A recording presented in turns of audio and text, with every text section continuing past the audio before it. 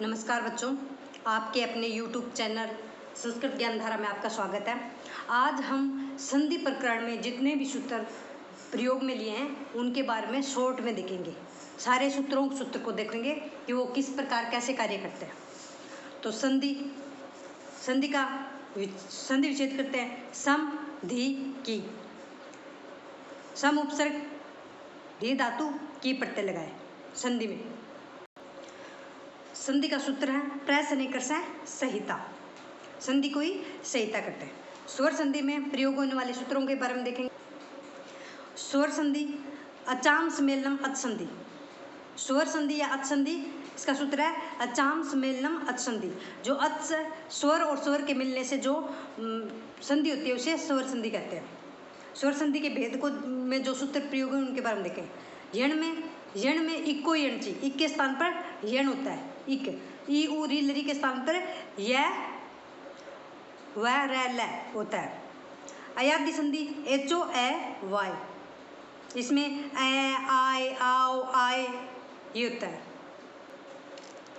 अयादि में दूसरा सूत्र काम आता है वांतो यी पढ़ते। दीर्घ संधि कैसा वर्ण है दीर्घ। अक आयु री के बाद में सवर्ण सामान्य वर्ण आए तो उसे दीर्घ आदेश हो जाता है। दीर्घ एक आदेश हो जाता है। सवर्ण आएंगे तो उसके दीर्घ हो जाएगा।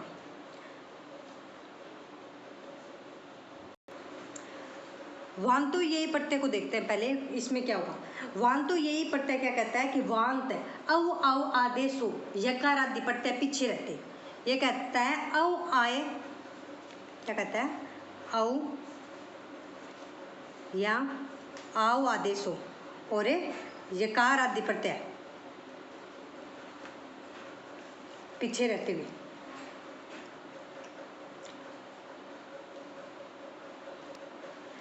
दीर्घ संधि कैसा वर्ण है दीर्घ। इसमें अक प्रत्यार ए ई उ री के बाद में सवर्ण यही सैम आए तो इनका दीर्घ एकादेश हो जाता है। गुण संधि आद गुण है। इसमें कहता है ए या आ के बाद में ई उ री लरी आए तो इन्हें गुण आदेश हो जाता है।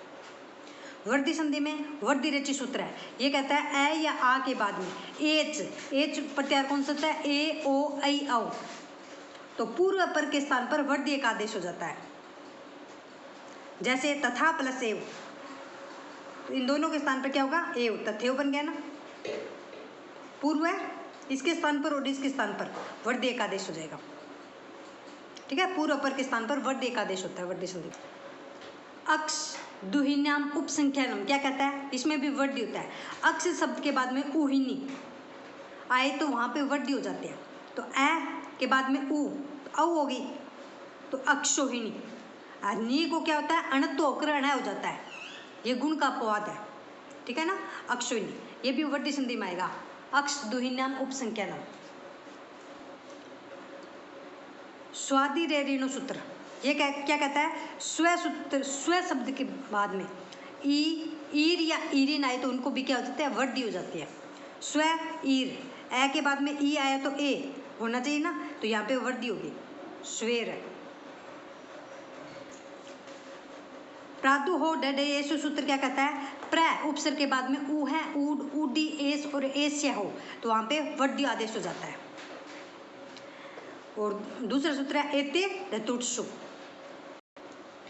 उपसर्गाद धृति धातु क्या कहता है ए उपसर्ग के बाद में रिकारांत धातु आई तो वहां भी वर्दी हो जाते हैं। उपसर्गाद धृति धातु क्या कहता है ए उपसर्ग के बाद में रिकार धातु आई तो वहां पर भी वर्दी होगा।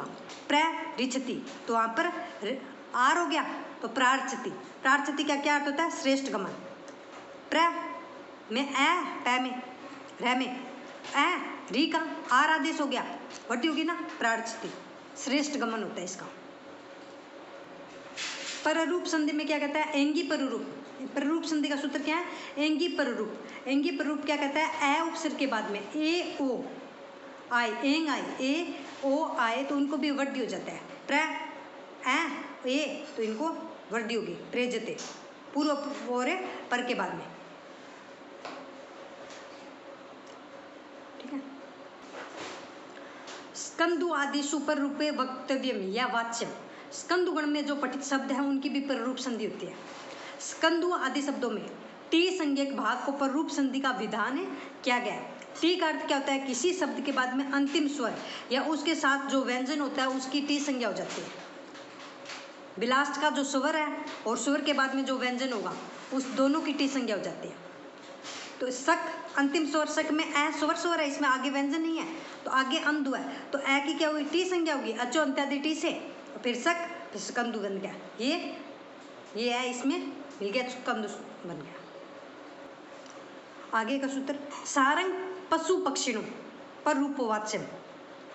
पशु पक्षी अर्थ में सारंग में पर रूप आदेश होता है, अन्य अर्थ में सैवरण दीर्घ होगा। और अगर सारंग में पशु पक्षी का होगा तो वहां पे तो पर रूपवाच्यम होगा, नहीं सैवरण दीर्घ होगा। देखते हैं उदाहरण, सार धन अंग, तो सार में ए अंग, तो क्या बन गया? सारंग। तो ये किसके लिए है? मृग के लिए, पर रूप हो गया। आगे सार अंग है, तो सार ए अंग है, तो ये दोनों मिलके सैवरण दीर्घ हो गया ना, सैवरण आगे ए के बाद में, तो आ हो गया सारंग। शारांग तो दीर्घ बलशाली मनुष्य के लिए आता है। पूर्व रूप संधि का सूत्र है एंग पदांतादिति। पदांत ए और ओ के बाद में ए आए तो ये पूर्व रूप का चिन्ह है, अवग्रह। तो रामो अस्ति, तो ओ आ गया, इसके बाद में आ गया, तो ये देखो रामो अस्ति।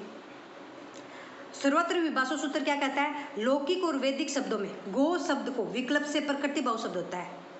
सर्वत्र विभाषा गो शब्द सूत्र ये कहेगा, लौकिक या वैदिक शब्दों में गो को विकल्प से प्रकृति भाव भी होता है। इंद्रेच क्या कहता है? गो शब्द के बाद इंद्र आए तो उसे क्या होगा? अवंग आदेश हो जाएगा। गो के पास गवेंद्र जैसे शब्द बनता है, इंद्रेच सूत्र से बनता है गवेंद्र, तो गो शब्द के पास इंद्र आ गया तो वहां पे अवंग आदेश हो जाता है, गवेंद्र। प्रकृति भाव संधि, इदु दे द्विवचन प्रगरियम, ये क्या कहता है? इकारांत उकारांत एकारांत और द्विवचनांत में प्रगरिय संज्ञा होती है। प्रकृति भाव संधि क्या कहते हैं? इकारांत शब्द, उकारांत शब्द, एकारांत शब्द और द्विवचनांतों में प्रगरिय संज्ञा होती है। सूत्र है फ्लुत प्रगरिय अच्छी नित्यम। फ्लुत और प्रगरिय संज्ञक शब्दों में अच परे रहते प्रकृति भाव होता है। फ्लुत और प्रगरिय संज्ञों में अच परे रहते प्रकृति भाव होगा। जैसे देखते हैं अग्नि इति, ई के बाद में ई है तो होना तो दीर्घ चाहिए, मगर प्रकृति भाव हो गया। स्वर संधि में प्रयुक्त होने वाले लगभग सूत्रों को अपन ने देख लिया है। आप व्यंजन संधि में जो सूत्र अपन प्रयोग में लेते हैं उनके बारे में देखते हैं। व्यंजन संधि, व्यंजन के बाद में व्यंजन आए या स्वर आए तो उसे व्यंजन संधि कहते हैं ना। चाहे व्यंजन आएगा, व्यंजन के बाद में व्यंजन धन चिन्ह के बाद में व्यंजन आए या स्वर आए तो उसे व्यंजन संधि कहते हैं। स्वर संधि के अक्षर कहते हैं दोनों साइड में ही स्वर होगा, अच होगा।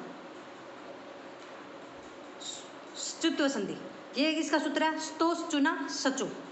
ये कहता है स च वर्ग चे पहले आए, स तय वर्ग, स तय वर्ग के पहले ये स च वर्ग आए या बाद में आए तो उसका स च वर्ग हो जाता है। ये सूत्र कहता है कि दंत्य स और तय वर्ग से पहले तालव्य स और च वर्ग आए, चे बाद में आए तालव्य स और च वर्ग, तो इस स और तय वर्ग का क्या हो जाएगा? स तालव्य स, दंत्य स का तालव्य स और तय वर्ग का च वर्ग हो जाता है। सात इसका निषेध करता है, सात सूत्र है ना वो निषेध करता है, कहता है स के बाद में तालव्य स के बाद में तय वर्ग आए, तालव्य स वर्ग के बाद में तय वर्ग आए तो च वर्ग नहीं होता है। ये देखो प्रश्न इसका उदाहरण है। ष्टुत्व संधि, स्तो स्टुना स्टु स्यात्, ये सूत्र कहता है स तय वर्ग के बाद में। ये कहता है कि दंत्य स और तय वर्ग के बाद में स तय वर्ग आए या पहले स तय वर्ग आए तो उनका दंत्य स का मूर्धन्य स हो जाएगा और तय वर्ग का तय वर्ग हो जाता है। जसत्व संधि में जलाम जसो अंते, झल प्रत्याहार में कौन से वर्ण होते हैं? पहला, दूसरा, तीसरा, चौथा और उसम वर्ण। उसके बाद में तीसरा, चौथा, पांचवा है या वह ल और सभी स्वर आए तो इनका ही इसी वर्ग का तीसरा हो जाएगा। जसत्व संधि में क्या कहता है कि झल वर्णों के बाद में झल वर्ण ये होंगे पहले, दूसरे, तीसरे और उसम होगा। उसम में स है होता है और इसके बाद में वर्ग का तीसरा, चौथा, पांचवा है अंतस्थ वर्ण यह वैरल है और सभी स्वर हो तो उनका इसी वर्ग का तीसरा हो जाएगा जसोता संधि में। जलाम जस जसी सूत्र क्या कहता है? झल वर्ण, झल में पहला, दूसरा, तीसरा और उसम होते हैं झल, झल प्रत्यार में। उसके बाद में जस तीसरा, चौथा, जस प्रत्यार में तीसरा, चौथा वर्ण होगा वर्ग का और उसके स्थान पर जस हो जाता है, जय बैगैडत है, ठीक है, तीसरा जय बैगैडत है। परसवर्ण संधि, इसमें तोरली सूत्र है, ये कहता है तय वर्ग के बाद में ल आए तो तय वर्ग को क्या हो जाता है? लय हो जाता है, ये आगे वाले तय को भी लय हो जाता है, तोरली सूत्र ये कहता है। पूर्व सवर्ण संधि क्या कहते हैं? जयो हो अंतरश्याम, जयो हो अंतरश्याम, जय पहला, दूसरा, तीसरा, चौथा के बाद में हकार आए तो पूर्व वर्ण के समान ही आदेश हो जाता है। पूर्व वर्ण का हकार आएगा तो पूर्व वर्ण के समान ही आदेश हो जाएगा, जैसे वाह करी तो वागरी। यहाँ है सवर्णी का ज्ञान बाह्य प्रयत्नों की सहायता से किया जाता है, जिसे अंतरतम्य परीक्षा कहते हैं। अंतरतम्य परीक्षा, ये क्वेश्चन भी पूछ लिया जाता है कि अंतरतम्य परीक्षा किसे कहते हैं? ये कहता है कि सवर्णी का ज्ञान बाह्य प्रयत्नों की सहायता से किया जाता है, बाह्य प्रयत्नों की सहायता से किया जाता है, उसे अंतरतम्य परीक्षा कहते हैं। कंठ स्थानीय और महाप्राण स्वारनाद घोष बाह्य प्रयत्न है। कंठ स्थानीय है, कंठ स्थानीय और महाप्राण स्वारनाद घोष बाह्य प्रयत्न है, तो है के स्थान पर उसी के समान वर्ग का चौथा वर्ण आ जाएगा बाह्य प्रयत्न वाला। तो वर्ग का चौथा वर्ण, वाक का चौथा वर्ण क्या हो गया? घ, और क्या की जगह तीसरा घड़ी। अनुस्वार संधि, मोह अनुस्वार है, ये कहता है पद के अंतिम में के बाद में हल व्यंजन हो तो उसका क्या हो जाता है? हल को व्यंजन बोलते हैं ना, तो उसका अनुस्वार हो जाता है। पदांत के मैं का के बाद में हल हो, व्यंजन हो तो उस मैं का अनुस्वार होगा, जैसे अम कै व्यंजन है तो मैं का क्या हो गया? अनुस्वार, अंक। अनुस्वार परसवर्ण संधि क्या है? अनुस्वारस्य यही परसवर्ण, ये सूत्र कहता है अनुस्वार के बाद में यही है प्रत्यार, है को छोड़ के सभी व्यंजन, यही है प्रत्यार में क्या होता है को छोड़ के सभी व्यंजन होते हैं, तो परसवर्ण में पांचवा वर्ण हो जाएगा, परसवर्ण का पांचवा वर्ण हो जाएगा। तो साम तम, साम तम, पहले तो इसका मुंह अनुस्वार से अनुस्वार हुआ, व्यंजन आने के कारण मुंह अनुस्वार से इसका अनुस्वार हो गया। फिर तय वर्ग का ही पंचम वर्ण परसवर्ण, परवर्ण सवर्ण ये है ना, परसवर्ण का होगा तय का तय थ द द न, तो ये न आ गया शांतम। छत्व संधि क्या कहते हैं? सास छो अटी, छत्व संधि कहते हैं सास छो अटी। जय प्रत्यार, जय प्रत्यार में कौन सा होता है? वर्ग का पहला, दूसरा, तीसरा, चौथा के बाद में ये स आएगा, तालव्य स आएगा, और अट, अट में सभी स्वर होते हैं और है ये वैरय होता है। अट प्रत्यार में सभी स्वर होंगे और है ये वैरय होगा, तो उस स का क्या हो जाएगा? छ हो जाएगा। ये सूत्र कहता है सास छो अटी, तो जय प्रत्यार पहला, दूसरा, तीसरा, चौथा, इसके बाद में तालव्य स और अट प्रत्यार के सभी, इस स के साथ ही अट प्रत्यार के सभी स्वर होंगे, है यह वैरय होगा, तो इसका छ हो जाए, तो तत् शिव, तो ये स्वर हो गया, स में एक ही मात्रा है तो ये स्वर हो गया, इसके बाद में तो स हो गया, तो इसको छ हो गया, तत्शिव। फिर इससे छ का छत्व संधि से च हो जाता है। विसर्ग संधि में प्रयुक्त होने वाले सूत्रों के बारे में देखते हैं। सत्व है, विसर्ग संधि होती है विसर्जनीय स, विसर्जनीय स, विसर्ग के बाद में खर प्रत्यार, वर्ग का पहला, दूसरा और स हो तो विसर्ग का क्या हो जाता है? स हो जाता है। सत्व कार्य के बाद में स को और च वर्ग सचत्व होगा, स्तोष चुना चुस कार्य होकर और स को स हो जाता है। कष्ट में ये कैच है।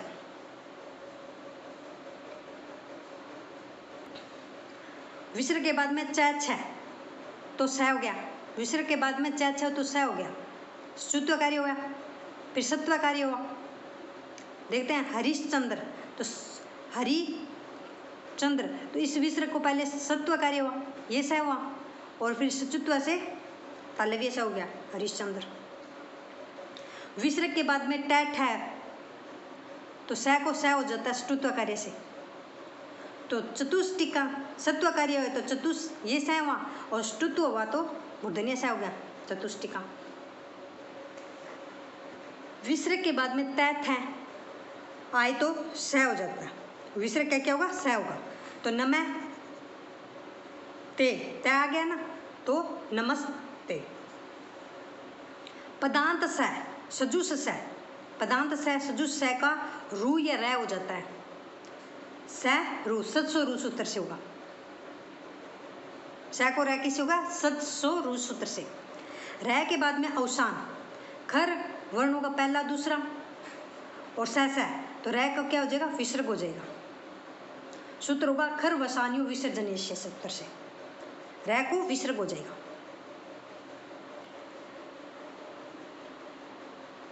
ये क्या कहता है, विसर्ग के बाद में खर प्रत्यार आ जाए तो विसर्ग का स हो जाएगा। सूत्र होगा विसर्जनीय से स से। और विसर्ग के बाद में सर प्रत्यार आए तो विसर्ग का स हो जाएगा वासरी सूत्र से। विसर्ग के बाद में कै वर्ग पै वर्ग आ जाए तो विसर्ग को ये हो जाएगा, अर्ध विसर्ग बोलते हैं ना इसको, उपो कै पहुंच। आज हमने जो संधि में प्रयुक्त सूत्रों को एक साथ देखा है, स्वर संधि के सूत्र, व्यंजन संधि के सूत्र, विसर्ग संधि के सूत्र। आई होप आपको अच्छा लगा होगा। जय हिंद, जय भारत।